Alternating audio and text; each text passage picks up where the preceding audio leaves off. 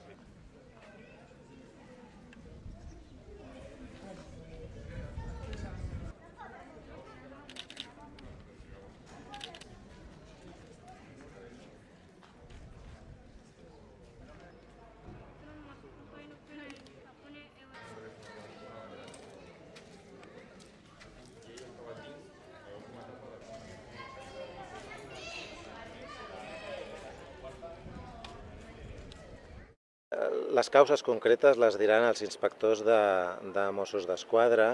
L'edifici no presenta unes patologies ni estructurals ni de sistemes molt greus, però el que sí trobem, i per això aixequem una mica la mirada global, en el que de vegades en determinats edificis i sobretot en determinats barris com aquest, que venen d'habitatges socials molt precaris amb uns estàndards dels anys 50 i que durant tots aquests anys, per la tipologia i el perfil dels habitants i dels propietaris, no tenen capacitat ni recursos per si mateixos d'assolir un grau de millores que ara considerem estàndards per tots els habitatges. I quan a més això sumes problemes d'immigració, problemes culturals, problemes d'envelliment de la població amb graus de dependència, doncs aquestes millores en eficiència energética y en accesibilidad es fan indispensables.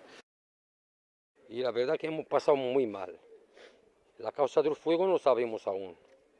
Y nada, que fuimos ahí, yo vivo en el cuarto cuarta, cuando abrimos la ventana y intentaré de hacer algo con los vecinos, y cuando me intenté de abrir la ventana me vino un humo de repente, todo para dentro de casa. Y había gente pobre que tenían críos, y muchos críos. La escalera estaba que no lo veías, si tú lo ves las manos, tú pones las manos así, no ves ni las manos del humo.